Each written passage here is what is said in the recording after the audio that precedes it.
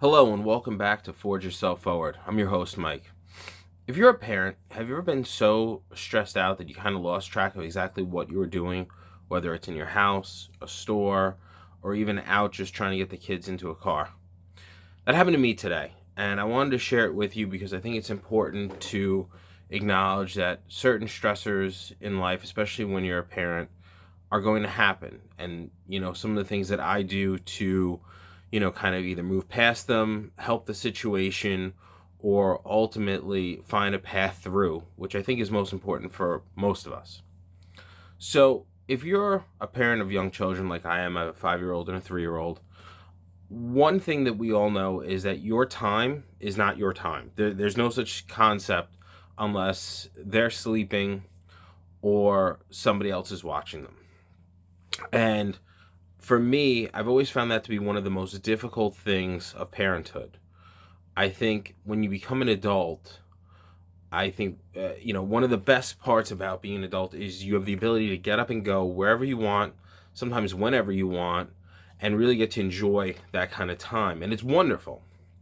But when you become a parent, in some ways you're kind of tethered. And that's not necessarily negative, it's just the reality of the situation. With my children, they're always asking, Daddy this, Daddy that, and that's fantastic. And I love spending time with them, as I know probably every single parent does.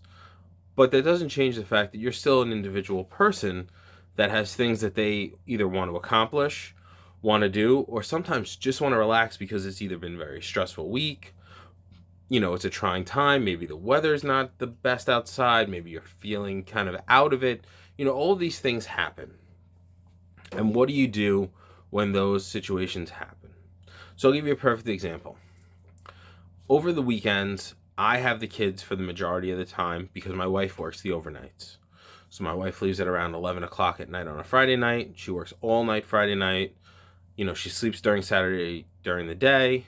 We eat, then she goes back to work, leaving, Saturday night, working all of Saturday night, and then coming back Sunday morning and sleeping again for a couple hours before we all spend time together.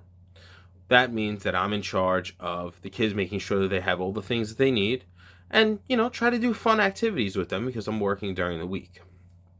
But that also comes with its own stressors. As any parent knows, more often times than not, you're getting woken up in the morning. Sometimes my kids will be waking up at 5:15, sometimes 6, sometimes 5:30, sometimes 5:45. And, as any parent will know, I'm hungry. Oh, can I have this? Oh, can I have that? And it just starts and it really never stops. And one of the big difficulties that you have is, do you give in to what they're asking for? For instance, my kids really wanted a Kit Kat today. And I was adamant, no, you're not having candy first thing in the morning. First of all, I think that's a terrible habit to start. And secondly, I'm not benefiting them. I'm not helping them in any way. I was like, no, you can have some fruit. If you want, I'll make you, your breakfast now. I mean, it's only 5:45, but you can have something to eat if you're really that hungry. And that kind of will go on and on. And as any human, it's going to grate on you. It's going to become difficult. You're going to be stressed out because after an hour of incessant yelling or crying or screaming, it's just difficult. It takes its toll.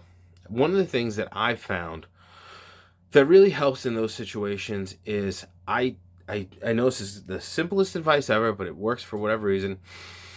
I take a deep breath in through my nose, out through my mouth, and I do that 5 times.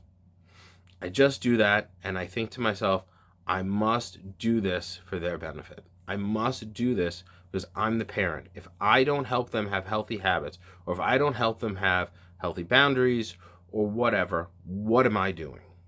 Then I'm failing them, and I can't do that. As any parent, I think, would feel, you cannot fail your kids. You just won't. It's a non-starter.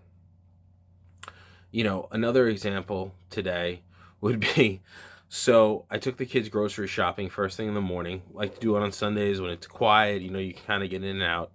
And, the grocery store was jam-packed, which I was very shocked about at 8:20 in the morning.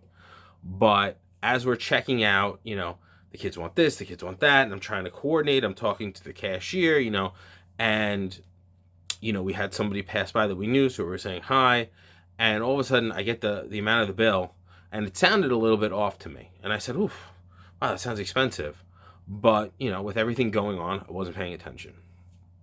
So, I just paid the bill, walked out, loaded up the car, and I kept thinking to myself in the back of my mind, I said, something doesn't feel right. Something, did I do something wrong? Why is something?